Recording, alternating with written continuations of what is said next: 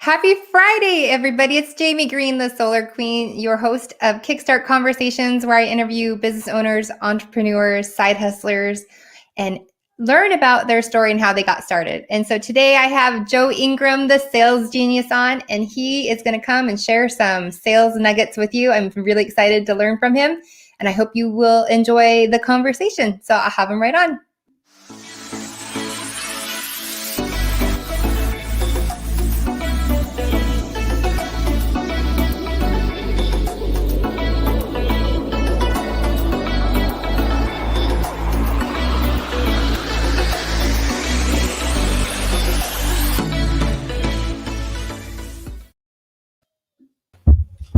Woohoo! We're live. Hey, intro. Joe. You have your own intro video. I'm so impressed with you. Thank you. I like my intro video. It's so much fun. I agree. It was like very upbeat. I'm over here just dancing away, going, "Okay, don't dance when she comes walking, when she comes pulling you back up on stage." So you can dance. It's my show. Yes. Okay. Perfect. Yeah. I love it. So I'm really excited to have you on the show today. And for people who are watching, you can share this out if you'd like, because Joe has a lot of genius knowledge inside of his. Ooh, I see what you did there. Yeah, inside of his brain, and he's gonna come. We're gonna talk about how he got into sales and everything. I never thought I would be a salesperson, but I'm a salesperson. Isn't that scary? It's a little scary because I worked at so we're going to get into your story, but I'll tell you, I'll start off with this. I worked at a car dealership when I was 19 years old. Wow, like 3 years ago? Yeah. That's sales. Everybody write that down. That's sales right there. And I was a receptionist, so I was always the one greeting the people coming into the showroom and answering the phone. I'd say, "It's a great day at Cora Motors. How can I direct your call?" So I had the script down. You still have it. Yes. I do. Yeah. And so I remember going, I never want to be a salesperson. Right. But now I am. Most people, the lip goes up. Have you ever noticed that? Right. When you say, "Oh, I'm in sales," they go, "Oh, it's that. I'm judging you." Yeah. Oh, okay. See, it could just be where we grew up. Yes. Yeah. Yeah. So most people, right? I will tell you that, like, especially when you say car sales, woo, that's just horrible, right? How many movies do we have out there that just tell us how crappy people are as salespeople? But but again, it's one of those things where, to me, I jumped into car sales from something that was actually listed as, lower than that. So I came up on the scale of approval when I went to the car business. I mean, in your opinion, what was that? Where are you from, Joe? I'm born and raised in Southern California.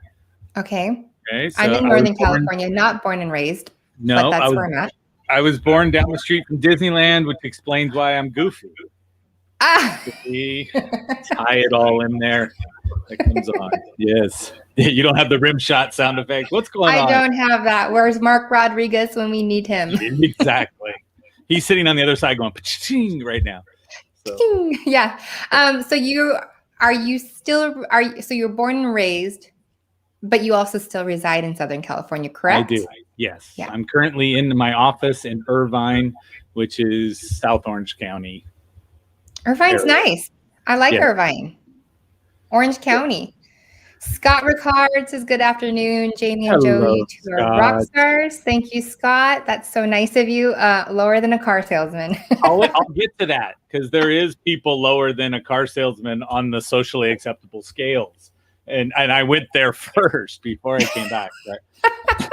So here's the thing. This is a live show. Joe and I are going to talk, but if you're watching and you have questions that you might have for Joe or even for myself, please ask, and we'll put them up on the screen, and we'll interact and engage with your questions and comments too, because Joe is a funny guy.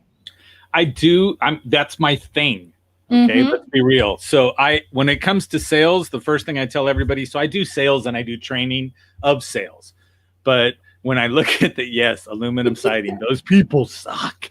But I don't know anybody in aluminum siding. Someone's going to pop up in a second and go, I did aluminum siding. They'll be like, oh, okay.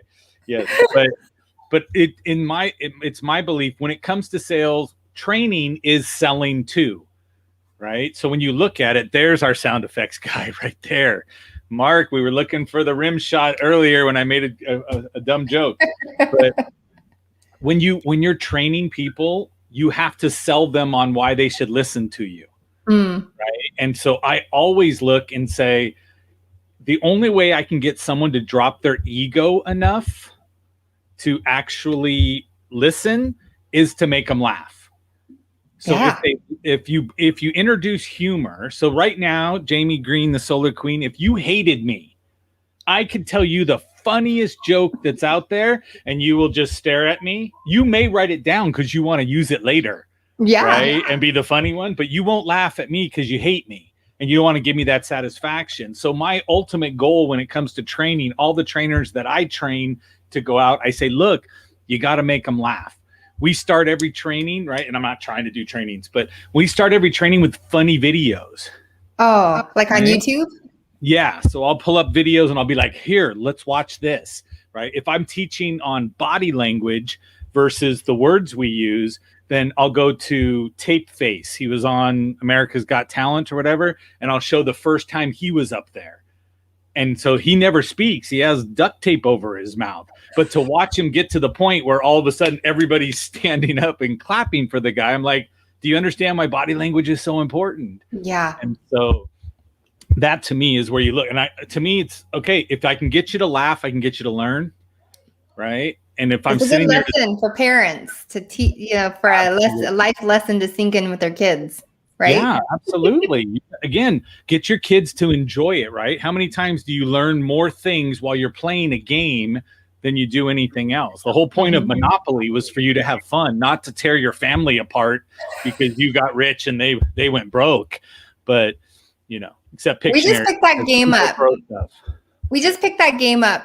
We haven't broken into Monopoly yet, but one of the kids really wants to learn about. He wants to have lots of money. The youngest, the 4-year-old, the middle one. He's the one that wants to be a gazillionaire. Billionaire's not good enough. Gazillionaire. No. Yeah. By the time he gets old enough, billion's not going to mean what it does now. I mean, how many people are millionaires now and still go to work? It's right. It's not like before when I was a kid, it was like, you have $1 million. Wow. Yeah. Yeah. And so humor is the way that you're really, maybe turn down your volume just a tad bit. Just a tad bit on your computer.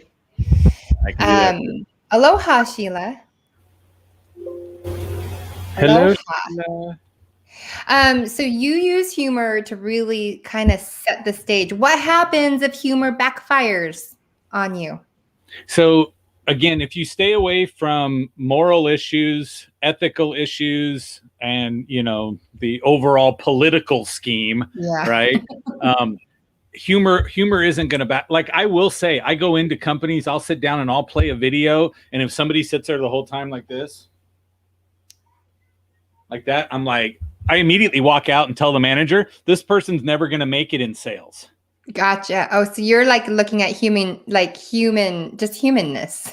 Right. Well, I'm going to sit back and say, yes, my friend Bob Donnell is a human behavioralist, but that's just too big of a word for me to say, right? I'm just a people person, and I watch and I say, if you can't laugh, if you can't joke, and you don't have that jovial side of you, then sales is going to kick your butt. Yeah. Right. You thought to yourself, I'm never going to be in sales.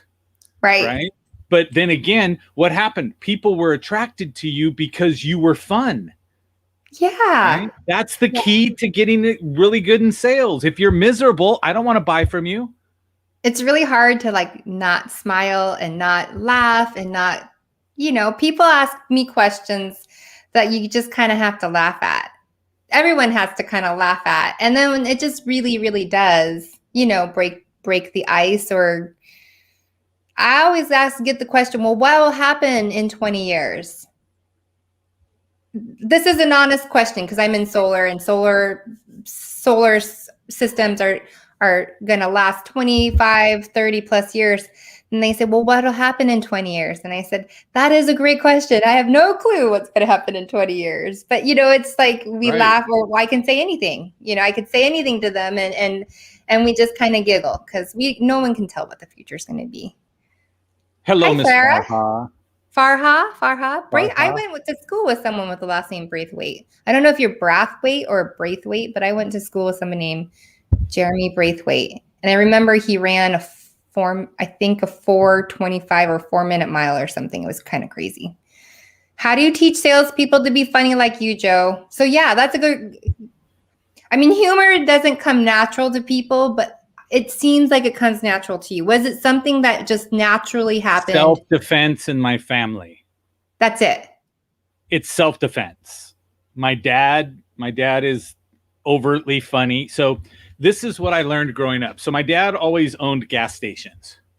Okay, always. So he had a chain of gas stations. He bought a gas station. He went to college, got his teaching credentials, right? Got his master's, did everything to be a teacher. And he used to work at a gas station, right? Being a mechanic and helping out at the front. The person that owned it said, hey, can you take over my business? And he was like, I'm going to go be a teacher. I'm going to go teach people. And that's what I went to school for. And he was like, look, nothing out of pocket. Just pay me over the next 10 years. And, I'll get my business. You get your business. I walk away. I'm happy. I don't have to do anything anymore. So he took it. And so ever since he was in his 20s, he's owned a gas station. And so it got to the point where he owned a gas station, then he bought a second one, then he bought it. At one point, he had 5. It was way overkill, right? Wow. We launched the 5th one.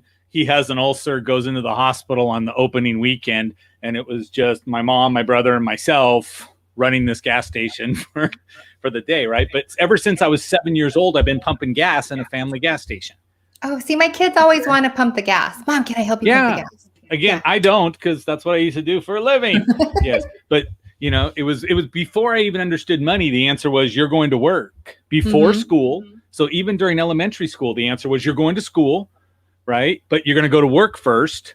So you're going to get up at 5:30. You're going to be at the gas station by 6 o'clock. You're going to pump gas until it's 8 o'clock, time to go to school.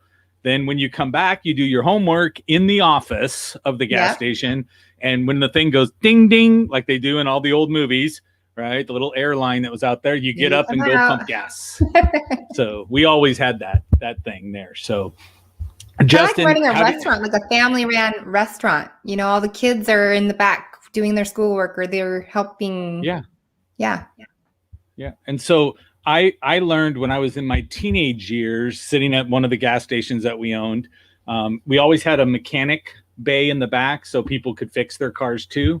And so I had a job as soon as I could drive. My dad would send me to the city where we had our old gas station to pick up customers' cars to bring them back to get worked on. Okay. Because the customers only wanted him to work on it. But they were 15, 20 miles away. So he was like, oh, now that Junior can go drive down the road and go pick it up, that was my job. So I'd go drop off my super loud, obnoxious car at their house and bring their little, minivan back, and it would get worked on and go back. But we lived off of a long street, so that connected 2 ends of the freeway. So people would get off of the freeway at one end to come to the gas station, right? So they would drive 3 miles on side streets for this road to pull into the gas station in the morning, honk their horn, and yell, Joe, I need the joke of the day and I'm running late. And my dad would come out and tell them the joke of the day, right? And they would go, great, I'm going to use that one at the office. And then they would go back down, drive another half mile, jump back on the freeway and go. And I was like, why are people doing that? Because they really do appreciate humor, and they appreciated the way he made them feel. And it was all just about laughing. So to me, it was like, okay, all of these people that lived in different cities that says, I don't trust just anybody to work on my car. I'll trust Joe because He's Of the always made way- me laugh. Of the way he made them feel. Right. Wow. So that's with that. It was like, okay, it dawned on me. It was like, great, that's what it was. So I went to school and became an electrical engineer because I didn't want to grow up with all of the lines in my hands being black. And your fingernails? Yes, it was horrible. I was like, oh my goodness. Like I still to this day fight eating anything with my hands. Well, and you can't ever get that out, right? I can. Look, Oh, you it's been, I'm old now. It's many years of not playing in grease and what have you. But yeah, ever since I was 7 until I got into like 21, 22, right? Yeah. Then it was like, okay, now I'm out of actually having to play in grease. But yeah. Just since it's likely the sun will still be shining in 20 years. That's your answer to your customer. Yeah, that it's For the going to be. solar. Yep. There we go. You'll still have a source for electricity in 20 years. It's there. But Justin, I teach people to be funny. How? Go watch some funny videos. Go watch something that's there, right? Like I have trainers that I've hired that are not super funny, but we inject humor with, and again, it's completely staged, but the same thing is something funny is something funny. So if you watch a video, so like I have like 11 videos that they can choose from to start the training. So one of the things I learned was that, and so when I was in high school, the math teacher would start a piece of a movie. So we would watch one movie a month, and he would start the movie at exactly the time that everybody was supposed to be at their desk. And we would watch for 10 minutes and then go. So if you were late, he made you stand outside. Now you know every day the rest of the week, you don't know what happened for those 10 minutes of the movie. Right? That's smart on the teacher's part. To get you on time. So it's like, oh, I got to hurry up and get there. Otherwise, I got to stand outside for 10 minutes. You weren't bummed about staying outside in high school. Come on, we can do anything. But we were like, the movie Coma. I don't know how the guy got in a coma. I don't know what's happening, and you're just like, wow, what is that? So that's what I looked at. And so to me, when we do training, we say, great, we're going to take a 15-minute break. So what time is that? When we come back, it's going to be at 2:31. At 2:31, you know what I'm going to do? I'm starting the next video. If your butt's not back in this seat, you don't get to see the next. And everybody comes back early, and they're like, "Dude, press play." I'm like, at 2:31, I'll press play.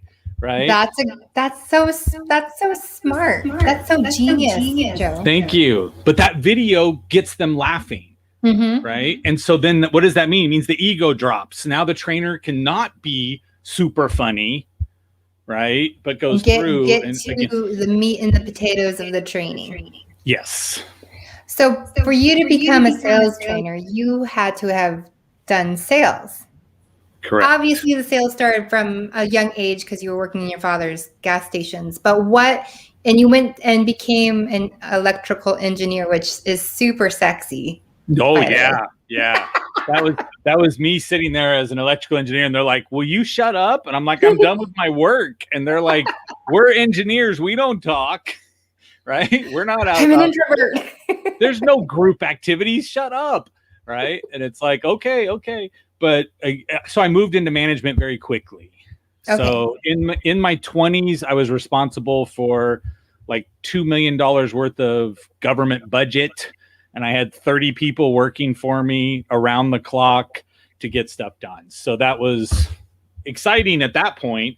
But to me, I still hadn't had the entrepreneurial side other than my dad had a business. I just wanted out of the gas station more than anything. Yeah. I was like, I just want out of the gas station. So so for some people, they love the smell of gas stations. Is that something that you like the smell of? Like, I love going to the airport and smelling jet fuel. It's a weird thing, but I flew a lot, so I like that smell. I'm going to go ahead and wait for Justin to judge you on that in the comments, so I don't have to. But some people like that smell of gas, and maybe for you're like, I don't like the smell of gas. It doesn't bother me. It takes me back to work. Yeah. The whole mental association is go back to work. Right? And so it's funny because everybody thinks you make so much money. It's like 2-3 cents a gallon is what they make. I didn't know At that. a gas I station? honestly didn't know how they marked up. I mean, I do know how one of the gas stations in my town marked up. I mean, they were always $1 more than all the other gas stations in town. And to this day, I still don't know how they stayed in business Yeah. because they're right Well, off the freeway. so I'm the guy who sits down. So I had my daughter would sit back and she would grab her phone and she'd go, "Hey, look." Um, sorry, I saw Justin's comment. That's awesome. Yes. So she used to go, "I have an app that shows all of the gas stations all around, blah, blah." And she would drive like 8 miles to go save 3 cents a gallon. Yeah, that doesn't make sense. And I was like, and I finally was like, "Sweetheart, please, let's go through the math." She's like, "What?" I go, "We go drive by Costco, right? I look at Costco and there's 40 cars in each line, right? It's total pandemonium from when they open to when they close." And I was all like, day long at Costco even gas if stations. it's $1, Yes. you're going to spend over an hour waiting to go get gas. And most adults are making more than $20 an hour. Your car isn't going to take 20 gallons, right? So if it's $1 cheaper, you're going to go sit and spend that time. What could you do with an extra hour? I could find a lot of things to do with that time. I agree. You can go to sales training, but when you look at that, you say, but people are like, I go, "You drove 8 miles to save 3 cents a gallon. That's 60 cents. Out of your way. Completely out of you." I go, "You burned that coming back." Yeah. Right. I said, "You burned that up on your way back. Doesn't matter what car you're in, right? Unless you're in a Prius and going way too slow." Yes. Get out of the fast lane, Prius people. That's what I'm going to tell you. So, Okay, so you jumped from engineering, electrical engineering, you were a manager there. What was it that took you from there into sales and then into sales training? so what I'm what assuming happened that it was the trajectory, but so I went through that. Completely So wrong. 10 years, I was the electrical engineer running 2 manufacturing divisions, right? But it was aerospace manufacturing. Oh. Based on my security clearance, that's all I can tell you. But Okay. look, yes. So we sat down for 10 years, who is the customer when you do aerospace manufacturing? The government. So we did this back and forth. Guess what? So-and-so's laid off today. We're going to bring them back in 3 weeks, hopefully, right? Yeah. Or they're going to be Also gone. familiar with that. Yep. It's all just up and down. Mm-hmm. So after 10 years, I got really tired of firing friends, right, and teammates, and then hoping to bring them back in 90 days and what have you. And every 4 years, you had the oh crap moment of new president. Are they going to continue the money? We don't know. So we're going to go ahead and pause, right? So I ended up in management because my department of 30 went down to 3. Oh. Right. But I was one of those people where I went and learned everybody's job when I was bored. Mm-hmm. So when I was one of the 3 because I could do 6 people's jobs. Yep. That's they why they kept you, Joe. Yeah, that's exactly why they kept. They're smart for them, right? Yeah. And so when the manager quit, I was the obvious manager because there was only one other person there. And then we started bringing people back. So I got into management and went forward. But I left there after 10 years of playing this yo-yo game. Mm-hmm. And went to go work at a criminal defense law firm. Okay. Now we'll go all the way back to Scott's comment of what's lower than a car salesman? An attorney. Okay? Attorneys. I know a lot of attorneys. Yes, exactly. And I'm like, it's a job, but on the socially acceptable level, car sales is 2 rungs higher than attorneys and lawyers. So that's how I ended up jumping from there. But no, I went to go work at a criminal defense law firm. I simply went in. They wanted a call center manager. I never ran a call center, but I went through. They had 2 people in each office, 7 offices. So I had to go through 14 people. Okay. By the time I was done, they offered me the job and said, "I believe you'll build a team and I believe you'll take us where we need to go." So I had no idea about criminal defense. Yeah. I knew how to break the law. That was easy, right? But defending it, right? But I'm not an attorney.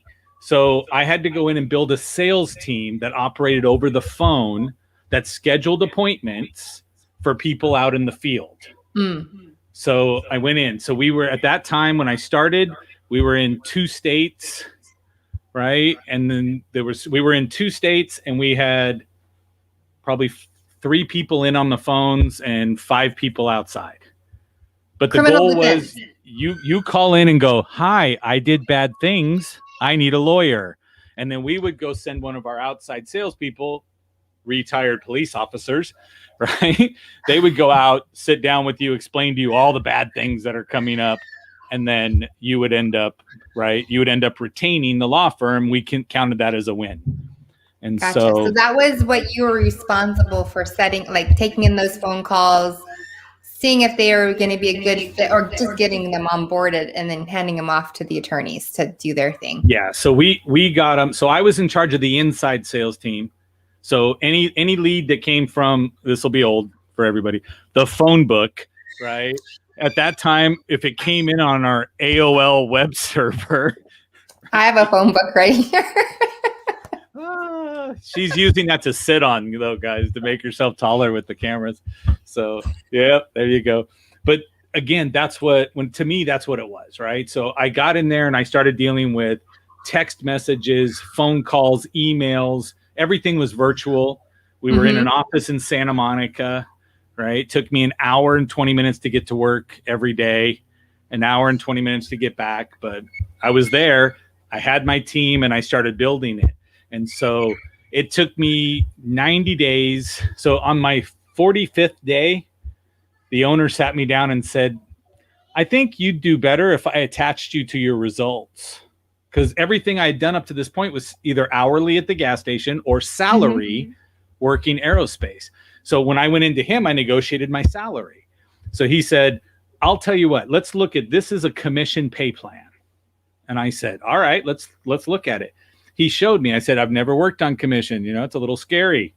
Yeah. And then he said, "I'll guarantee you 1 month, you'll either make your salary or what you earn doing it that way." I've never looked back since, right? I made almost twice as much money on his pay plan, which meant he was making more money. I got that, wow, I'm getting paid for what I do. Yeah. Instead of it being somebody else's effort, right? Because when I worked aerospace, I had an employee that had worked at that company for 2 years longer than I had been alive. And he made more money than I did, and I was responsible for 30 plus people. Right. Yep. Right. And he had one job, just came in and did it every day and went home and had no stress. And so when I got there, I was like, wow, I can get paid. But I took them from when I got there, they were making $300,000 a month gross. And in 9 months, I apologize, let's not oversell it. In 9 months, I had them at $1 million net a month. Net a month. That means way higher gross. Yes. And so, but I took them from the 2 states we were in to 9 states. So myself and the managing attorney, she would go find all of these attorneys to partner with. Then we would go run the ads. We would go run the SEO, SEM back in the day. Google wasn't there. We were on Alta Vista and Yahoo and what have you. I remember those websites, believe it or not. Yeah. And so we would paid all that just to get the phone to ring in Santa Monica across all 9 states. And we had how would your call center know? maps. Just based on the number that they're calling from that state, you would have it come into that It would ring in and say what state it was coming from. So then the salespeople would, or the call center would know exactly how to speak to that customer in that state, or was it pretty much the same script? Same thing all the time. Because criminals are criminals no matter where they live. Right. Nobody's innocent. Yes. We always said, what are you wrongfully accused of? No. What are you wrongfully accused? But if you think about it, right, your cell phone provider, other than sounding miserable over the phone, they go through the same thing, right? Thanks for calling so-and-so, blah, blah, blah, blah.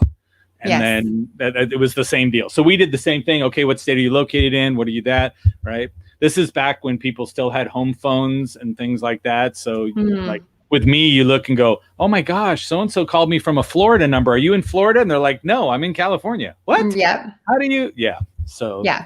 But no, but that's what I did. So that's where I got this whole bug for sales. And then my team was really, really good. And then I decided, guess what? We don't have to have our guys drive everywhere. We can sell the smaller services right over the phone and collect credit cards. Then we started collecting more money on the inside team than we did on the outside team.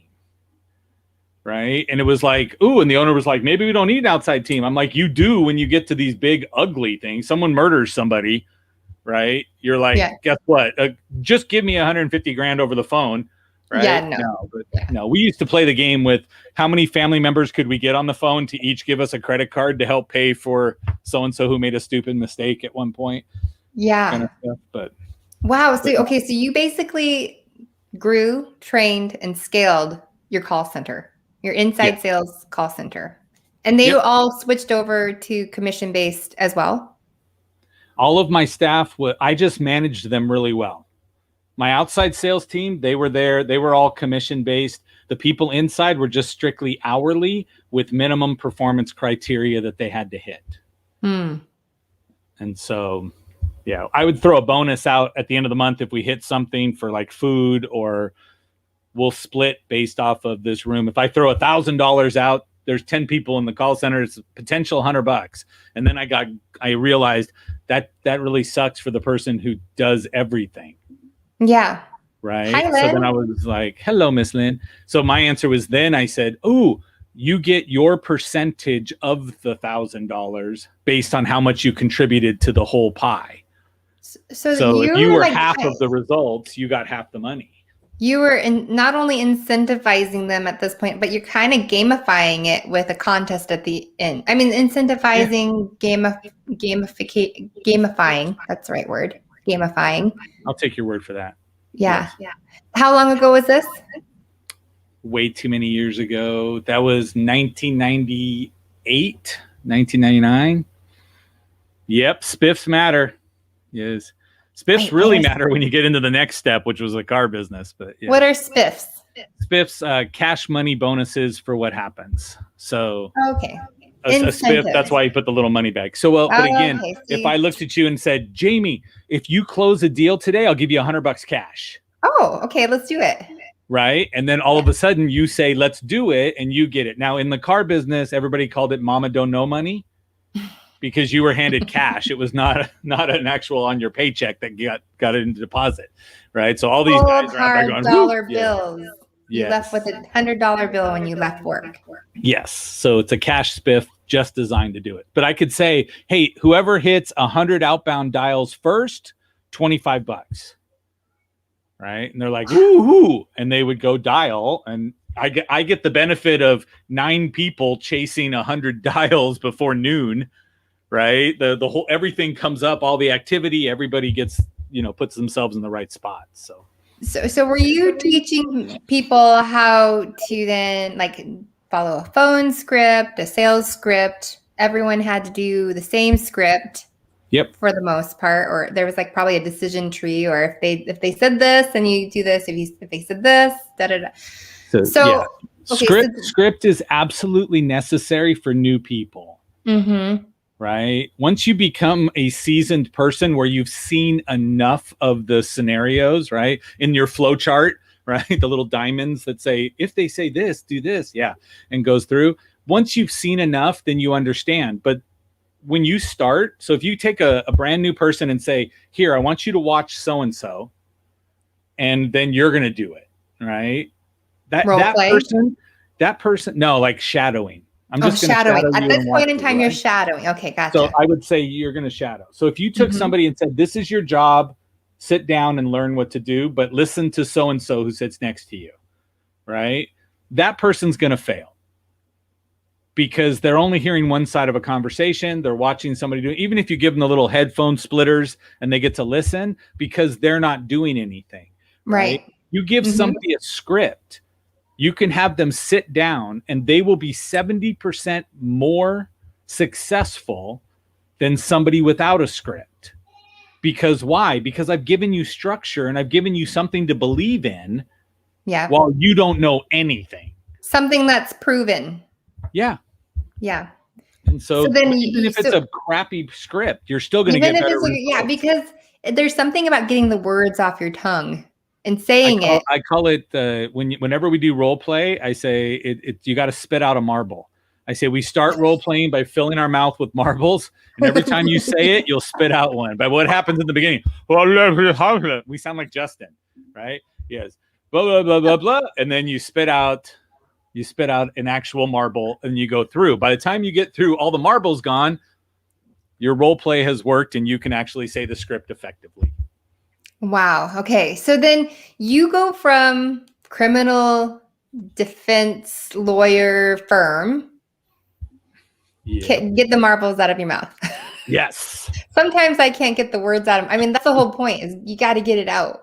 You got to say it. You got to use the terminology. You become comfortable. Yes. Yeah. So you can say it without even thinking or looking at the script. Like when I got into sales, there was a sales training like audio file, and I literally transcribed it word for word. And then I shadowed, I watched, I did all those things. Then I actually had a friend come over and sit at my kitchen table so I could practice the pitch or practice the converse. I like to say conversate. Let's have a talk about solar for your home. But, oh man, I don't say pitch either. I say presentation. Presentation. I don't say pitch only because pitch is what crappy, sleazy salespeople do. Right? Exactly. And so you're going to have a conversation because you're more of a relationship seller and you want them to go through. So I'm not the relationship seller. So you're the humor seller. Let's get this done. I'm what they call. So there's a book out there called The Challenger Sale. Oh, I have that book. Yes. And so if you go through that book, clearly I've not written it. I have not read it yet. Yes. So I just bought it. Everybody says the relationship seller is going to be your top seller, isn't it? And you're like, they're not. And I will tell you, you're not. And until I read the book, I didn't understand the difference between myself and relationship, because everybody goes, we get along, we do. And I'm like, but I will slap you so fast. If you come back at me and go, well, I think it's stupid to sell with humor, I'd be like, well, stop there and let's have a conversation. For one, how many times you laughed on this screen? How many times have you said this? And you're like, whoa, oh my gosh, you were doing it the whole time. Yeah, I was. Right. And so, but that's the challenger salesperson, where you take a role of an advisor to somebody. So I already assume we're friends. I don't do that game where I say, I got to build friendship with you. And let's tiptoe. No, go to my podcast. First episode is called Assumed Rapport. I will assume we have rapport, and that's where it is, right? Jamie Green, going to go inside somebody's house. Where do you have to get to make a deal? What's the one place in the house you have to get to make a deal? If they take you to the living room where no one is allowed to sit, you are not making a deal, right? You have to get to the kitchen table. You get to the kitchen table. The kitchen table is where family comes together. Yeah.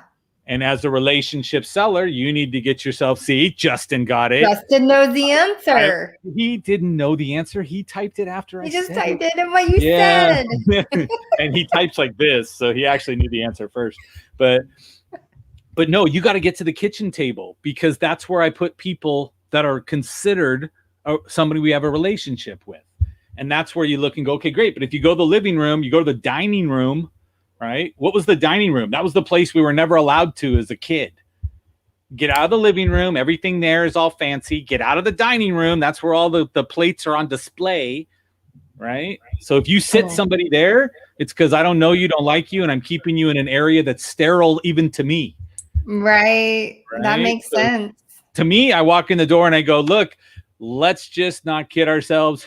I don't want to mess up the living room because no one's been in it. I don't want to mess up the plates in the dining room. Let's just go to the kitchen table where everything happens anyway. And I'll just walk over to the kitchen table, right? But that's me. I already assume we're friends. I already assume we have rapport. And that's what, so I move us past that point of awkward getting to know each other by assuming we already do. So she actually meant two of me. She has two monitors. So nothing to do with you. It's all just me. Forget about me. What am I? I mean, who cares about Jamie Green? Two Joes. Here, I'll just remove myself from the screen. She's off it. Hi, this is the Joe Show. Welcome to the Joe Show. I want to tell everybody thanks for coming by. And I just clicked the button and removed her ability to put herself back in to the show. So, damn, I had it. So, So, okay, so you go from the criminal defense. I mean, these are all wonderful tips. So, I mean, I know a lot of my audience, I believe a lot of my audience are actually in sales. So, I hope you're really taking notes on some of these very powerful, very subtle tips on how to get the sale. They I were mean, delivered with humorous stories. So they'll humorous stick. stories. They'll Yeah. stick. Yes. Hi, JR. Two superstars, one show, not the kitchen sink. Amy Lee, am I blurry again? Because I went to my phone this time because I was like, I can't trust my office. Yeah, you're still blurry, but that doesn't matter. It does not matter. It's like as a long as our podcast. voices. Yes. Yeah, can we take up a collection for high speed? If rapport is assumed, how do you build the know, like, and trust factor? Well, I've already skipped the know and the like. So the only thing left is trust, right? Yeah. So for me, the way people, when you go through a sales cycle, it's like, listen, believe, and buy. Okay. Like, listen, believe, and buy. Okay. That's 4 steps to sales. It's 4 steps to any relationship you've ever been in. Okay. So if I like you, then I can listen to you. Yep. If I listen to you, I will like you more. And it just play back and forth between like and listen. Mm-hmm. Then all of a sudden I start to believe you. And I go, wow, I believe you, which means once I believe you, the next step is I can buy from you. So what's the most important step? Yeah. Is like. Yeah. Right? Now, most salespeople go, buy. I'm like, see, you're a cheesy salesperson. No. Right? Everyone's in sales. It's just those of us who get paid to do it well. True that. It is. It's constantly, no matter what, it's a transactional. Everything's transactional in life, even if whether it's paid or not paid. Like my kids are constantly selling me on something. My daughter, Mommy, I went to the bathroom. Good job, baby girl. You know how to do that. You've been doing that, but I want a cookie. Right. I still get myself a cookie every time I go. I don't understand. So she's selling me on, Mom, I did something good. I want a cookie. So I heard a long time ago, somebody said, every time 2 people meet, one is being sold. Yeah. Right? Yep. Just because Scott Ricard has no sense of humor, that's not my fault. Right? So, but they said every time 2 people meet, one sold. And I always went, sure. Okay, sure, whatever. Sure. Right? And so, yeah. What flavor? Oh, I like that. You're more sour cream and onion because not everybody likes it. So I like sour cream and onion. There you go. See? And that's why Ernest is on the show. So, yeah. But I will tell you that if you look, every time 2 people are meet, one is being sold. And I never understood that until I started realizing it's not, they're trying to make a transaction. They're trying to give you their belief structure. So you have people, and all of you will think of somebody right now. You have somebody who's going to call you today to tell you how crappy their situation is that they put themselves in. And they're going to come call you and tell you, right? Look, Jamie's like, my mother, stop. Don't call her out like that. Okay. You're going to look and say, I'm just thinking of something that happened yesterday. And so there's always that person that is now giving you their issue of drama, right? And they're going to go put it out there, but they need you to do what Jamie's doing right now. Yep. And when you do that, they go, oh, thank goodness. You just validated that what I said was real and true. Yes. Right? For everybody else, this is what, and you'll now know when I say it, what I mean, right? My phrase, I don't nod, don't shake my head. I just look and I say, that's amazing. They assign the value. That means I don't care about what you just said. I'm not buying into your BS. That's amazing is actually neutral, right? I didn't tell you because I can go, that's amazing. Somebody hurt you that bad, right? That's amazing. It's so wonderful you did that. You know, again, you assign what amazing means. So I just go, that's amazing.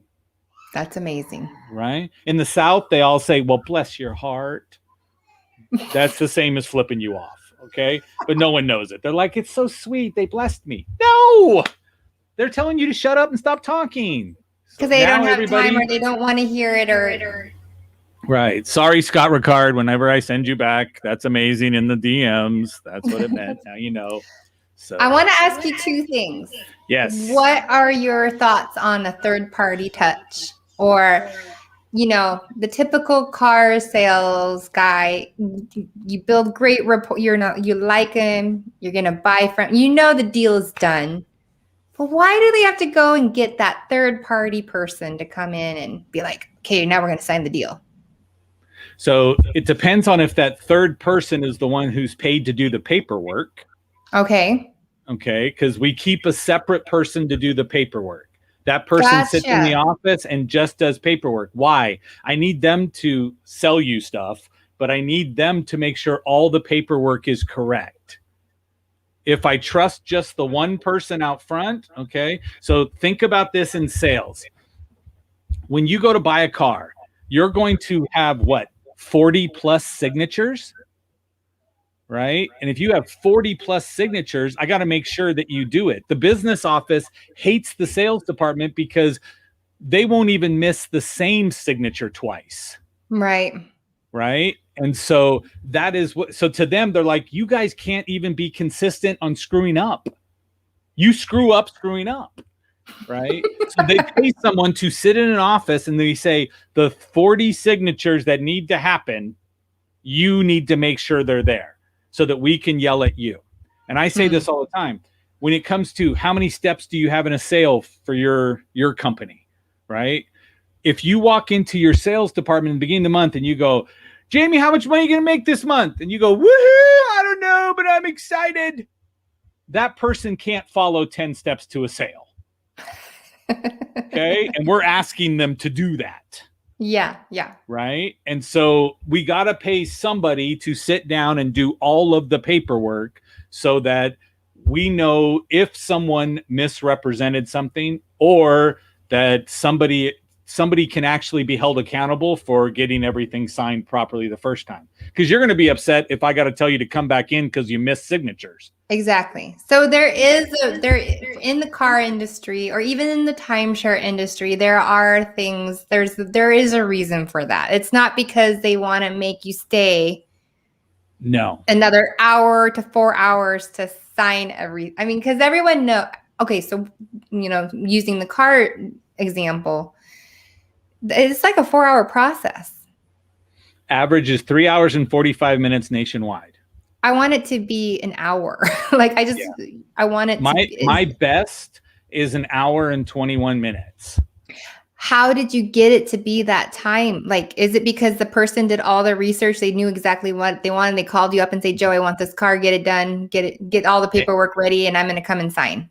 One hour a week, I sat with the owner of the dealership that I was running the sales department, and we had a meeting to discuss how do we make it more like a drive-through? Yeah. Right. And so I'm going to tell you that all we did was streamline every process that we had. Now, I'll also tell you that if you really, and this is a joke we say in the car business, paying sticker is quicker. If you walk in the door and say, oh, it says $25,827, and you go, okay, wrap it up, we're taking you right back to that finance office for that person to make sure all the contracts are done. You come in and say, I want a deal. I want to negotiate. I want to do this. Now, you'll also answer every quiz somebody tells you or survey and go, what's the worst part about the car buying process? Negotiating, right? So I'm like, are you kidding? And I know this. And I've done this for years, right? So the average car dealership sells less than 100 cars a month across the nation. Average. Yeah. Wow. Right? Brand new cars. Brand new and used? Yes. So the average car dealership sells less than 100 cars, new and used combined, per month. Okay. I've taken several dealerships to 1,000 cars a month. Okay. How'd you do that? Because I'm better than Grant. That's more than 10x, 89 to 1,000. Come on now. I'm like 10.14 or something, right? X.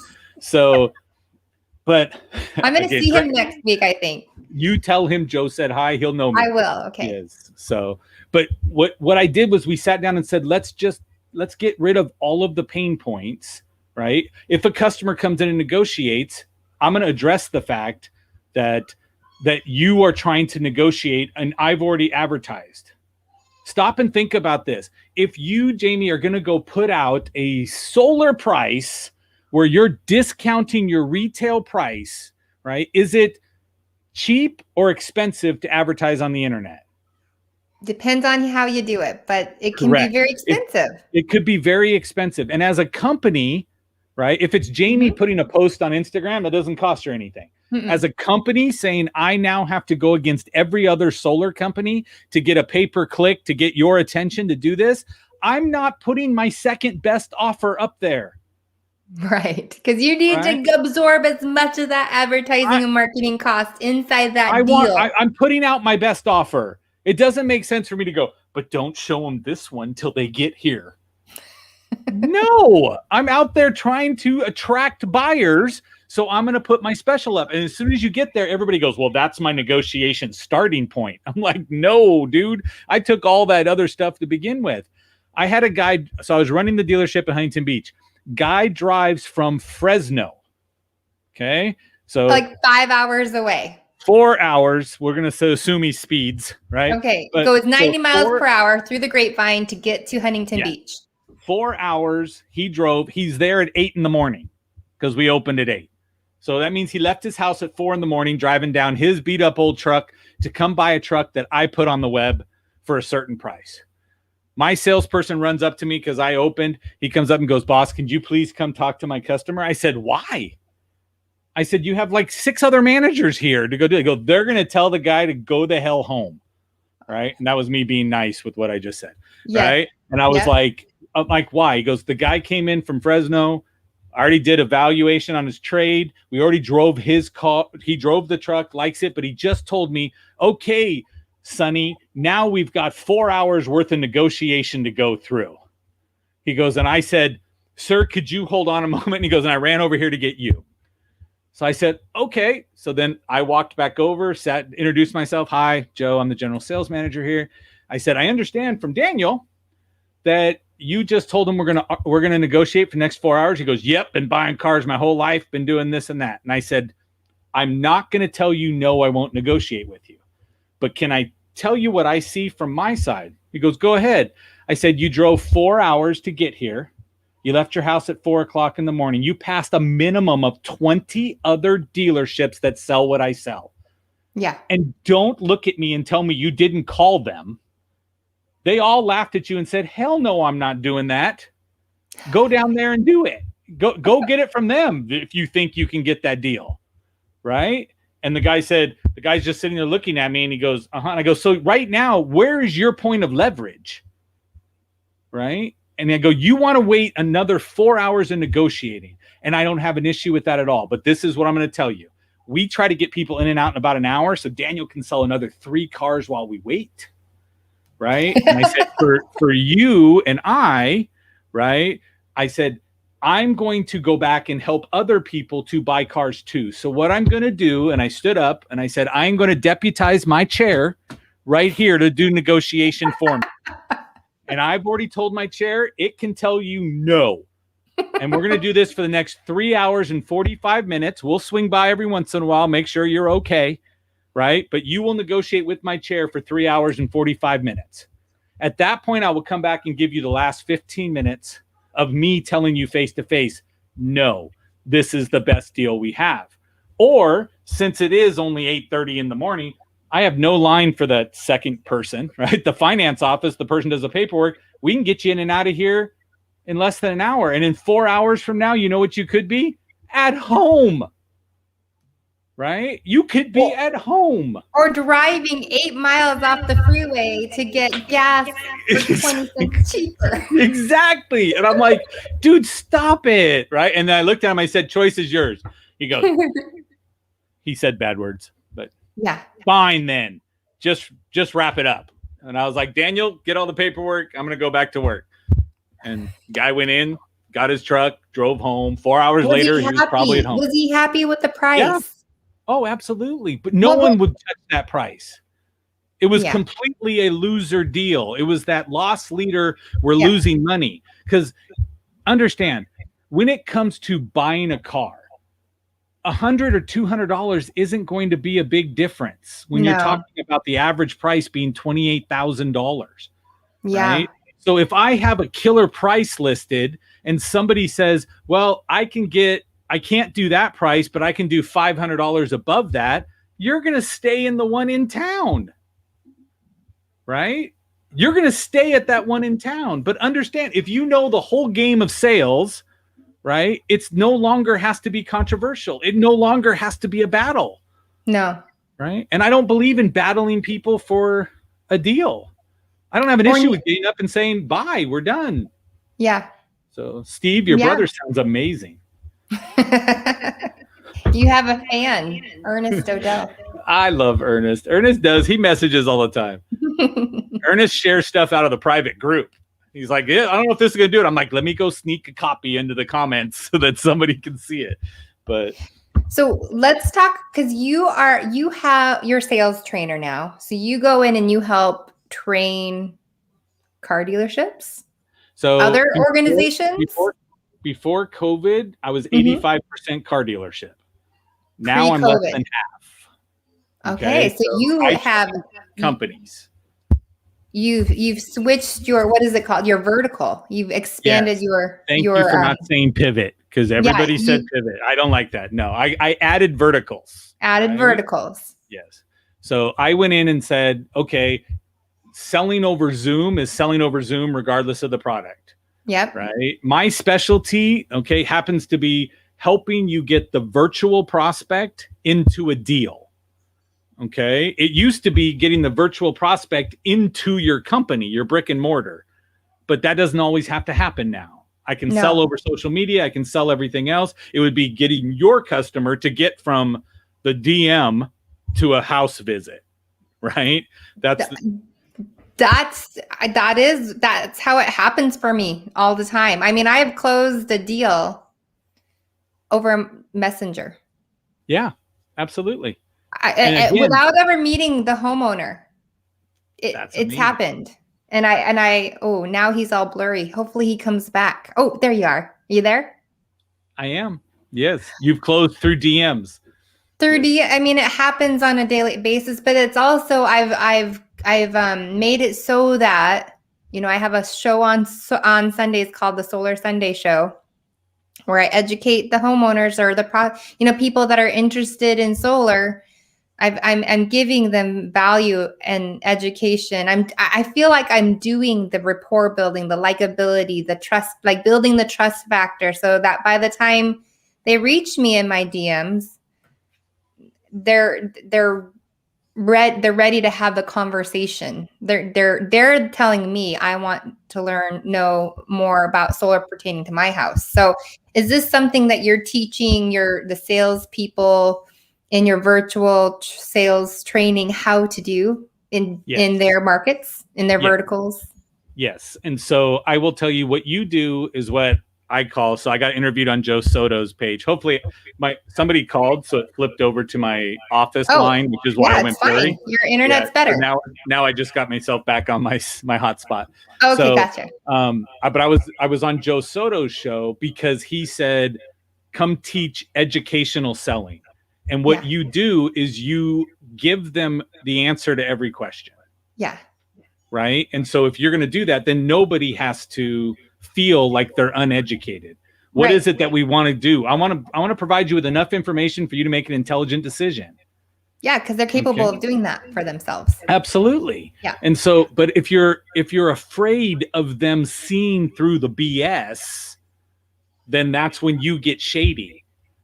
Right. And so when you get shady, they feel it. And now again, I'm unapologetically me. Right. If I'm selling, I sell the same way I'm talking to you now. Right. My wife tells me all the time, you fidget too much. And I'm like, well, I'm ADHD and you're forcing me to stay in this little box on the screen. Right. But even in person, my legs bouncing and what have you. My son got tested for ADD. So I had to go meet with the ex-wife and her spouse to go sit there to get the results. And they said, you scored a 98. And I looked at him and I said, I looked at him, I go, you missed 2? You couldn't even get 100%? And the doctor looks at me and goes, well, for starters, I know it's hereditary. And second, that's the highest score you can get. And I was like, yeah, high five. Woo. Right.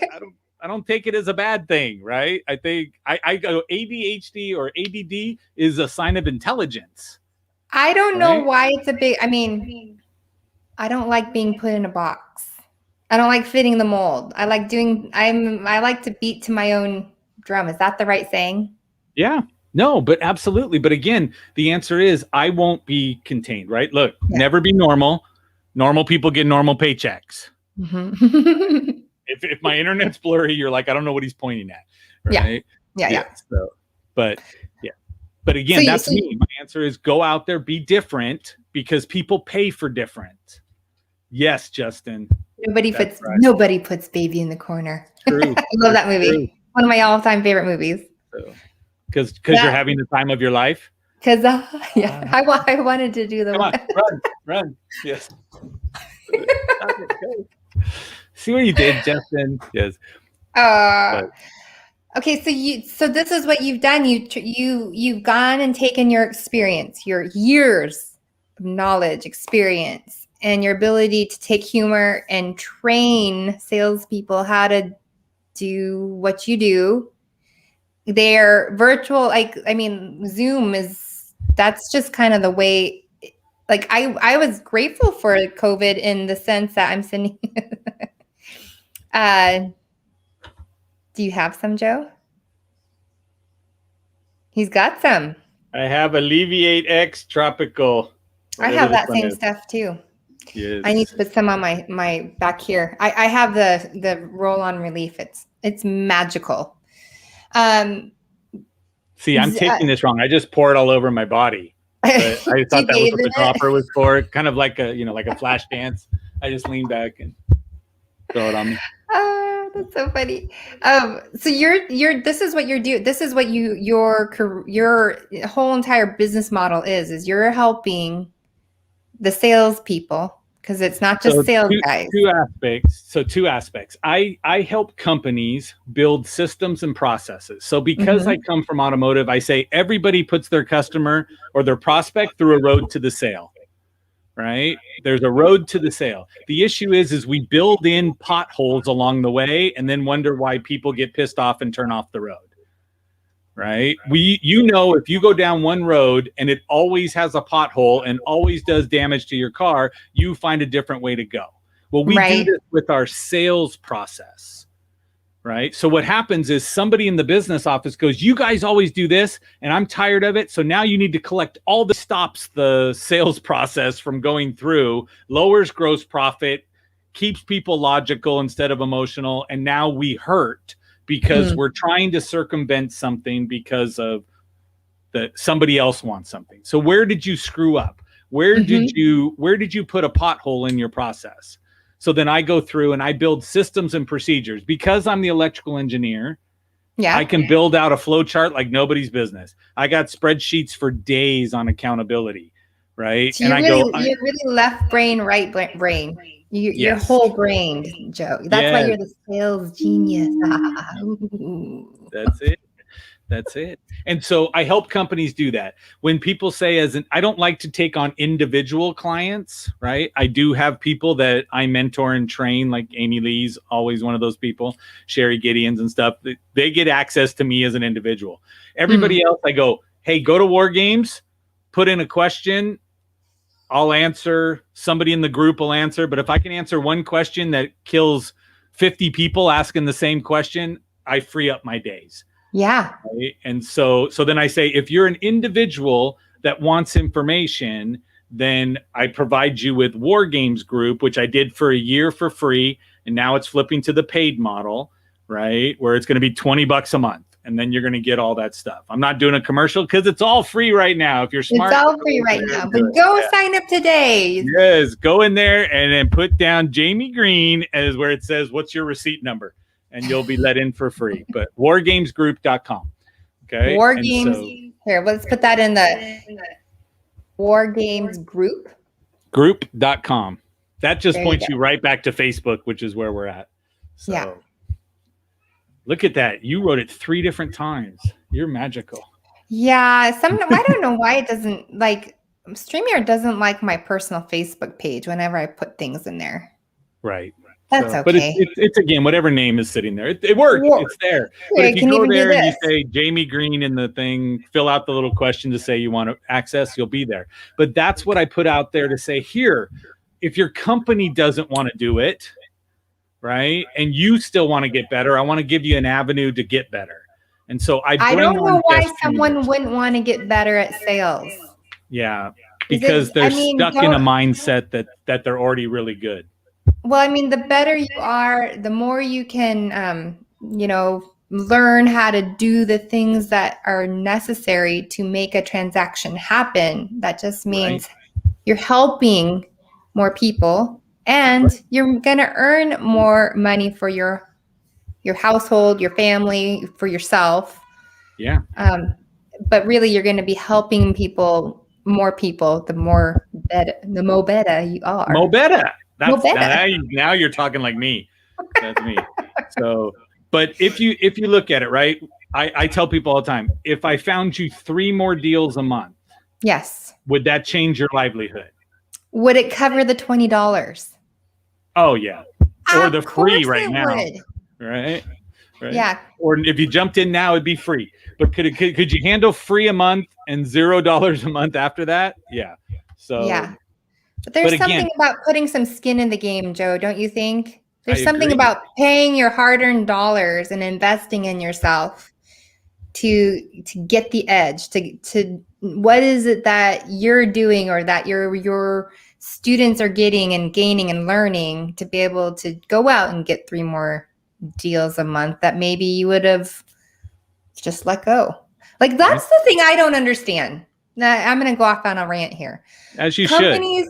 Companies will spend all this marketing and advertising dollars to get them to call into the call center, to then get them to set up an appointment, to then get that appointment to actually sit, and then to get that sit to actually close or not, like they spend all this money, this cost of acquisition, all this ad spend to then not do everything that they can to, like, if there was something that you could teach them in your War Games group or whatever other trainings, like in a corporate training situation, it's to make them better. Right. Well, my thing is this, and this is where I differ in a lot of things. So I myself pay to be part of other people's masterminds groups, right? And go through, right? Yeah. I look at it and I'm in the group and I disagree with them sometimes, right? I have somebody who is a well-known name. I sit in the room and he goes, it's all about relationship. And I'm like, it's not, right? And then he says, sales is a numbers game. And my answer on my website says, sales is only a numbers game until you become educated, right? And these businesses, right, look at their sales staff, and instead of investing in the sales staff and saying, let's make them better, yeah, okay, then I'm just going to throw money at what I understand, which is marketing. Mm-hmm. Or maybe they don't understand the marketing. Well, they may not, but to them, the answer is if I spend more and get more leads, I get more. And I'm like, but you didn't realize that if you got your people better, you'd spend less. Yes. Give me part of your advertising budget. You'll only suffer for 30 days. Right. Right. But your net expense will be the same. Okay. You're going to suffer because you're going to have less deals because you didn't throw as much in the hopper at the top. Okay. But I'm going to teach them to convert better. Mm-hmm. Which means what? The following month, you don't have my expense. And you don't have to spend what you did the last month. You can take my expense off the top because they're going to convert better. And then you lower the marketing dollars and you get higher sales, which means you keep more of your money. Right. So once you become educated, it's a conversion game. How do I convert more people? And then again, it's How do people stop and look at communication? Can I communicate over Zoom? Yes. Can you do it through DM without ever sending a video? Yes. Right? It's based on the client and how they communicate. Verbal, auditory, kinesthetic. Yes, I agree with that. 100%. Yep. You do what is going to be the thing that's, you know, that the customer is wanting. If somebody wants me to come to their home, am I going to go to their home? Yes, I'm going to go to their home. Yep. If they want it to do it over Zoom, we're going to do it over Zoom. Agreed. If they want to do it over the phone, we'll do it over the phone. We want an email. I mean, you do the thing that they need, and you need to have all those tools and know when. Right. And you got to have all the tools to be able to meet them where they're at and then help them across the finish line or convert, whatever that might be. So aside from the individual, like say somebody's watching this right now or they're watching the replay, let us know if you're watching on the replay. They're a corporation. Replay. Hashtag replay. Hashtag replay. Where do corporations or sales organizations go to work directly with you, Joe? So for me, I like to use the power of the internet to try to filter out whether we're a good fit. If you watch me on this, you already know who is going to be the one training your people, right? Yeah. Now I do have other people that are there. Yes, Justin. Hashtag live. Hashtag share this out. Hashtag CBG. Yeah. So when you look at it, my answer is you go to thegeniuslinks.com, right? It has everything there. I think I already have it there. Look at that. Yes. Follow Joe or go to thegeniuslinks.com. If you go to thegeniuslinks.com, there's a contact me, right? There's a schedule a WhatsApp. There's a let's do everything you want to do. But what I want you to do is go there, click on a couple YouTube videos, see if it's somebody you want talking to your people. Okay? Like accounting firms, they tend not to resonate very well with me. Why not? Because they laugh on the inside and I want to laugh on the outside. But I will tell you, I can so connect with them anyway, right? Because again, I just flipped the nerd hat around. Go crazy. I'm a nerd with the personality. I dig deep. I have spreadsheets that make people's heads spin, right? And then I build a page in the front of it, so it's only got 3 things for them to fill out, and then it does all the work behind it. So we have a guest. Is it Money Man? It's Kira, my daughter. Kira? She's talking about Peppa Pig. Shared to a couple 100,000 of my tribe members. Fantastic, Ernest. Thank you. And to everybody who's watching.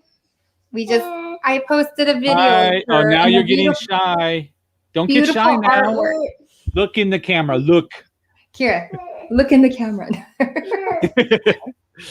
Mom, well, I could talk to you for much longer, Joe, because I like you. I think you're. We assumed rapport already.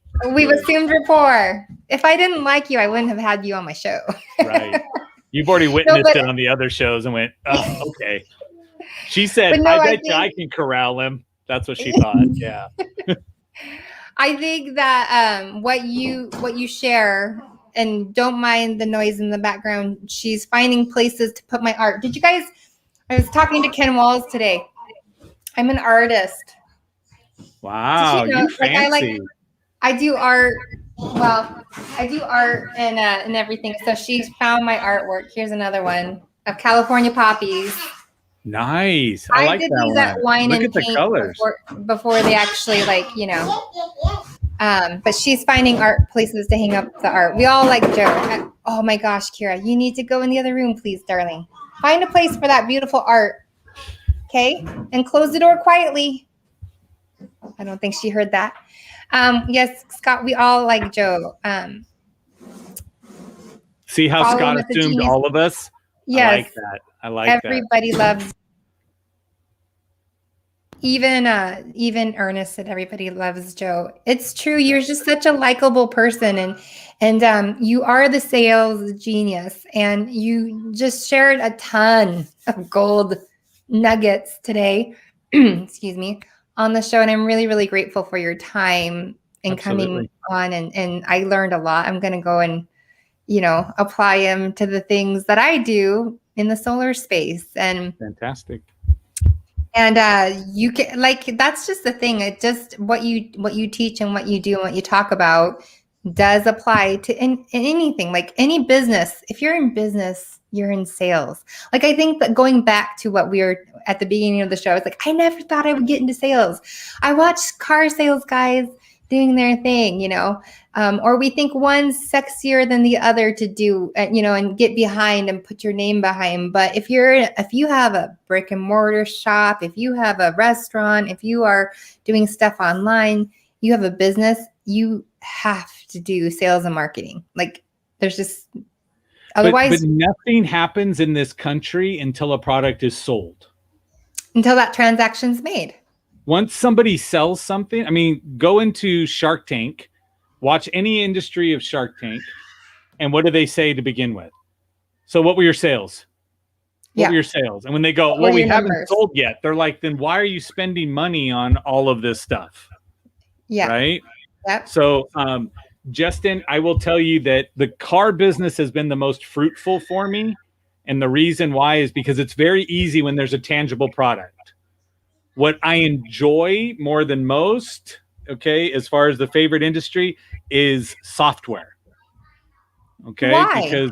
Because software is, I'm selling an opportunity for you to do something right down the road. Mm-hmm. So again, software. So I used to sell CRM systems in the automotive space. So I already knew automotive, go in there. But the answer is I got to get everybody to use the software. Right. Right. And so to get somebody on board and to get them to switch their whole company, right, then yes, it is all about the SaaS. But to me, that's just the best. There's so much profitability in that market. And again, it's based on users getting involved. And so, again, I've sold online training for Grant, for Joe Verdi, for all these, like Brad Lee out there. I've sold all of the online training, but it's about how do I get somebody to use it, right? How do I get somebody to use it? If you're on monthly recurring, then don't use it. I'm still getting paid. Yeah.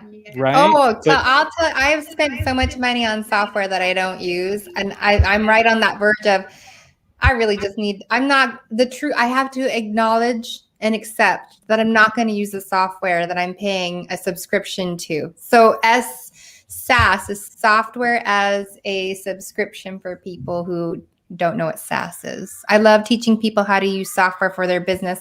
I love it even more when I get paid for it. Ernest, I'm assuming you have a SaaS company. Your video game real estate is really cool too. Your video game. So, do you have video game real estate? Yes. So I also have partnered with, so let me scare you guys with this, right? So this is covering the verticals. Okay. So I have to keep it over here so I remember what it is. But all of these are a separate vertical of which I'm chasing income. Gotcha. Right? And so when it sits there, so I have to go over and I have to keep that in front of me so I can go, oh, don't forget to go do this one and this one. But like digital license plates, I'm a distributor for, right? And I'm like, but this one, what Justin is talking about is it's joininkgames.com. It's a video gaming platform, right? But you can buy real estate in it. You can buy a zip code and earn a commission based on anybody who purchases in-app purchases within the zip code. How cool is that? Wait. Say that again. Okay, so you buy your own zip code in Northern California. Yes. Okay, so you buy that zip code. Let's say it's $300. You will earn a commission based on anybody who geo-targeted in the app makes a purchase in a video game that launches from that platform. So if they go to Candy Crush and spend $2 for another level, it's like, boom, hello, you're going to earn a commission, and goes on. So that's what but it's amazing. It's amazing. And Justin, what I didn't say is that there's a company that starts with the word son, but the son like your son and a Y at the end that just signed on board. So, but yeah, it's all about affiliate marketing. I agree with you 100%, and that's what it is. But that's something you can actually go in and buy a piece of it, and when people go on and do it, that's there. But if you go to thegeniuslinks.com, go all the way to the bottom, look for Ink Games. URL is joininkgames.com. Can I tell everybody for affiliate marketing that this is one of my little life hacks for you guys? Yeah. Okay. So the life hack is I go to GoDaddy and I buy a URL that I own and I point it to my affiliate link. So it's something easy, right? So if you go to joininkgames.com, it'll take you to inkgames.com/Big Joe, because you couldn't remember the other stuff. Yeah. Right? Yeah. So if you go to like for the clubhousejournal.com, that takes you to my boom. Look at you. Look at you. Hold on. I'm going to grab one too. Look, I got one too. Ah! Yes. So, but when you go to the clubhousejournal.com, that takes you to my own affiliate link on Amazon. So then if you go through that URL, then all of a sudden I earn my percentage for the book being published, and I earn the affiliate marketing of like 4%. Wow. So now it's there, but everybody needs to go to Amazon. How many people have told somebody, oh, I bought this on Amazon, and they said, oh, send me the link? Go to Google, type in Amazon Associate. Yeah. Click on it, fill it out. All you need to do is give a W-9. So it's going to be either your social or your business name. Fill it out so they can pay you. Put in your banking information. It's about 8 minutes. Right? Of your time. Right? And then anytime somebody says, Joe, like I have these cool little lights up here, and anytime comes from, hey, you have 2 ring lights. I'm like, I know, I'm fancy. It's 2 little ones. But when I do that, they go, where did you get it? I go, Amazon, I'll send you the link. And then I click on it and go through and say, here, I'll send you the link. And it says, do you want to use your mobile link or your business affiliate link? And I go, yep. I agree with you, Ernest. I got the 2 email messages today that said, be ready for a payment from us in 5 days. That came from Amazon today. I was like, I'll do that. When you do that, Joe, are you making a lot of money from Amazon? Is it just like, is it like coffee money? Is it gas money? Is it mortgage money? Yeah, no. So like the 2 that are coming up right there, it says Amazon's account payable. There you go. It's telling me, guess what? Book sale money is coming in. Oh. Okay, for the books. So it's a couple $100. Hey. Right? That's amazing. If you make $100 a month, that's $1,200 a year. And for most people, that covered your Starbucks. Make $200 a month because you have 2 books out, right? Come on. It's private jet gas money. And Ernest says Amazon is scalable. I can write your own. You can write your own paycheck. I agree. Yes. And I don't sell a product other than the book, which means I don't have to keep it in my. You don't have inventory. They print it for you. It's all there. So Joe and I, we were in a clubhouse one night on Clubhouse, not in a real clubhouse.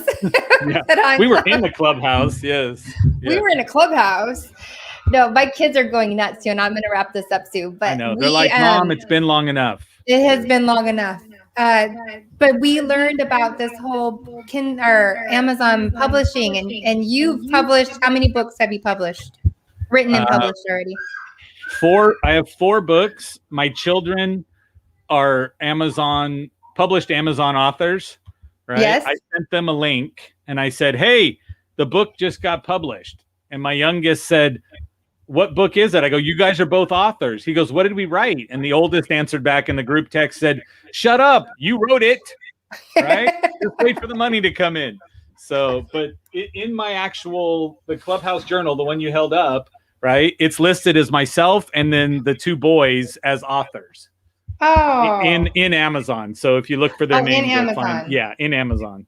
Gotcha. So you get to add the names of the authors that are there and contributors. So that is so cool. Yeah. So Robbie Cornelius, who's actually been on my show, taught us how, and Justin, he was there too. Justin was there too. We spent 2.5 hours, and then it took me another 2.5 hours to get my book into KDP Publishing for review. So that night I took a blog article, converted it into an ebook, uploaded it, did the artwork, everything was done without me knowing I was going to do it. And 48 hours after that meeting, I was an Amazon bestseller. So Justin says I'm a quick implementer, but I think you're quicker. You're faster. I do. If I see the value in something, I run with it. And that's how I end up with a whiteboard full of crap. Well, that's where I am heading towards. So I actually have my first book that I'm getting ready to publish, A Man of Action. But what everybody needs to understand too is that this was my first book. Look, big old fonts with pictures. It's 20 pages. Oh, see? Right? Yeah. I mean, I did not go break the bank. I put it in there. So here's another thing. The actual people that when I put this online and said, here you go, the category I was in, I needed to sell 3 books a day to be number 1. So when I posted on Facebook, it was like, you rocketed to the top. Look at you, number 1 bestseller. And I was like, wow, I wonder how many that is. 3. Come on. Wow. Come on.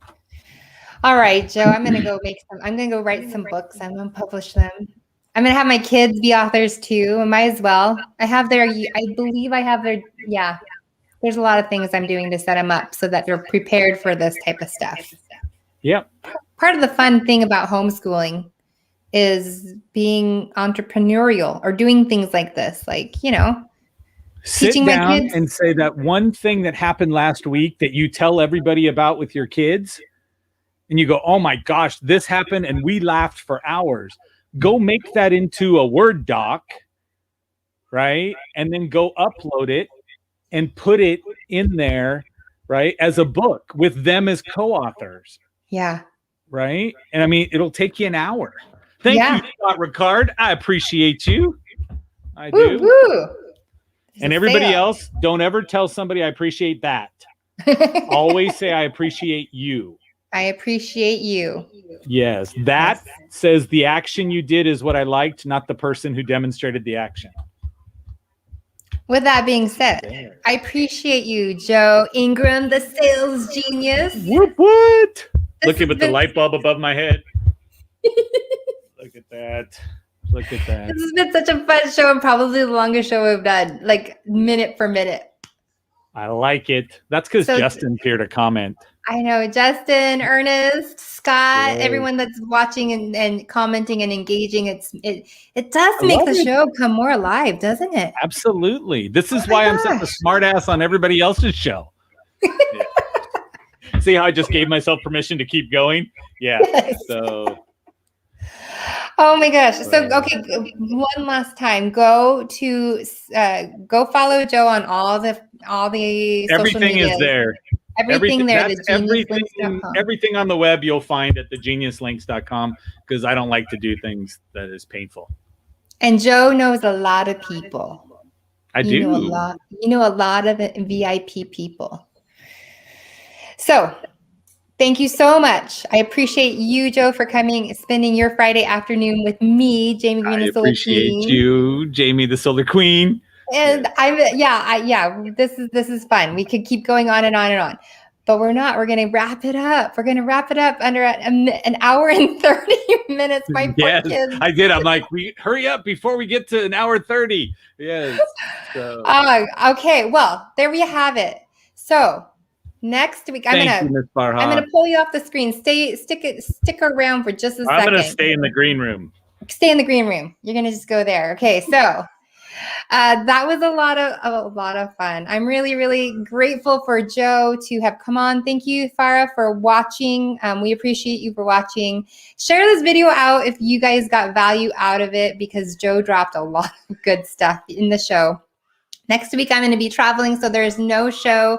But I'll be returning, I guess, in the month of June. So everybody have a wonderful, wonderful weekend. Stay healthy, stay happy, and be well. And we'll see you when I'm back on live.